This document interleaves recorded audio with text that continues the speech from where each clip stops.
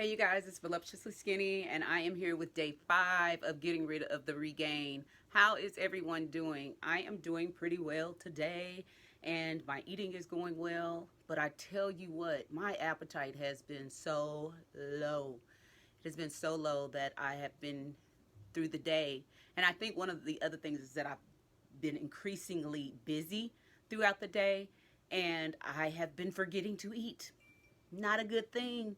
So I have planned. I got my refrigerator. I filled it up today or yesterday, and then today I took more yogurt, cheese cubes, salami, things like that, just to make sure that I'm prepared and I'm ready to go because I do not want to be way under my goals. If you are on my Fitness Pal, there have been a couple of you that I have friended, and just know that my menu is going up and down, and right now it's going to be on the low end of 1,000, so, and maybe even under 1,000 at times, but not because I'm trying to.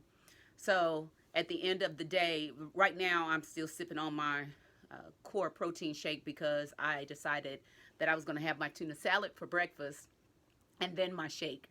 I shake it up a little bit only because I don't want to grow tired of my shakes. So sometimes I have them in the morning, sometimes I have them in the afternoon, and sometimes I have them at night. I will have a meal plan or meal plans where there are some topsy-turvying going on with especially for the weekend. I'm making a weekend meal plan, like a Saturday and a Sunday meal plan, but Sunday, cooking in. And what I'll try to do is make that conducive to, say, for instance, a family dinner on a Sunday. If it was anything like mine, there were lots of things to choose from, but I'll keep them in the category where we are eating for these first 7 days. So let's get started. Excuse me for smacking. Let's get started. So I'm going to let me start my recording first.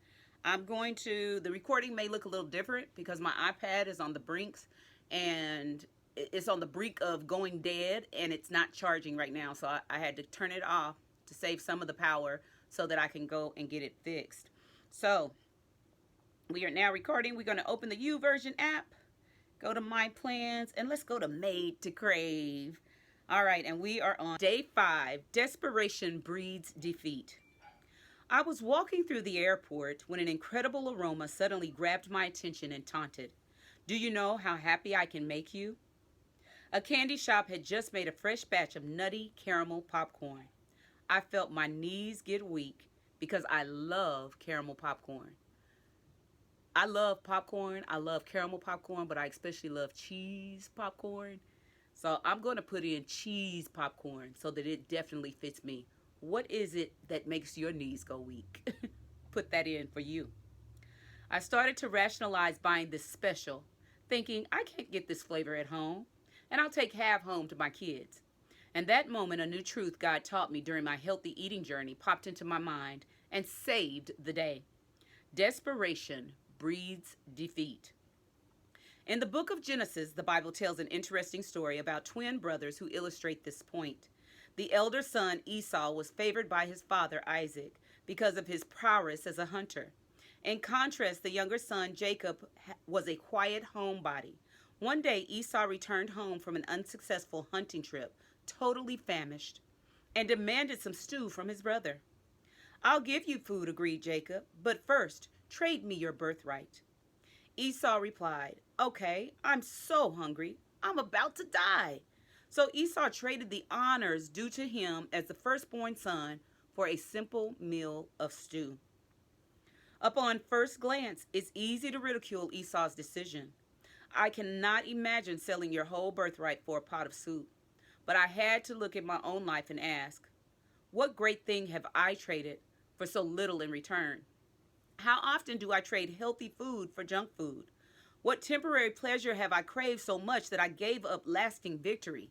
And not even that, when you focus on, I've chosen junk food over healthy food. But think of the things that you have traded for food. Going out with your family, riding roller coasters, running.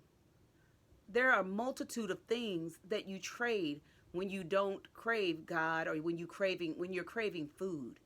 multitude of things. I can think of many that I've traded. Desperation does indeed breed defeat, but God promises answers for desperate situations in 1 Corinthians 10:13. No temptation has seized you except what is common to man, and God is faithful. He will not let you be tempted beyond what you can bear. But when you are tempted, he will also provide a way out so that you can stand up under it. The way out that God provides is the ability to decide in advance what I will and will not eat each day. I plan my meals right after breakfast when I'm feeling full and satisfied. The absolute worst time for me to decide what I'm going to eat is when I've waited until I'm depleted and feeling hungry. That's waiting until you are desperate.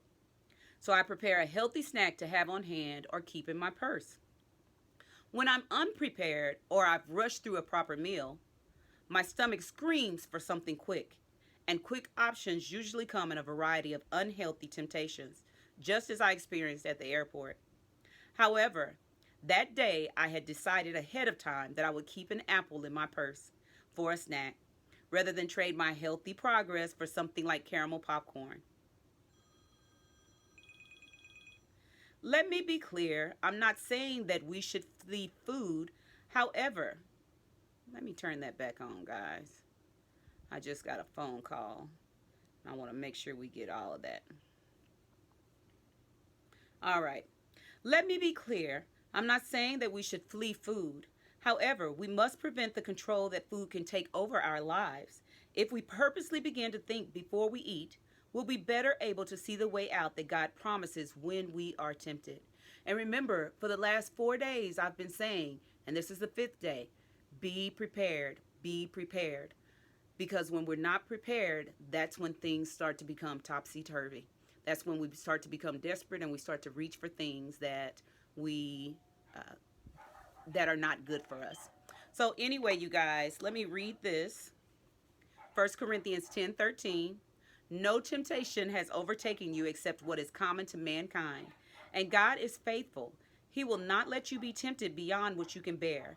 But when you are tempted, he will also provide a way out so that you can endure it. Lastly, based on today's reading, what is the one thing that God is saying to you? All right, y'all, that is it. Thank you so much for joining my devotion and getting rid of the regain for my 21 days. I'm going to get off of here because my doorbell is ringing. I love y'all. Peace out, babies. Mwah.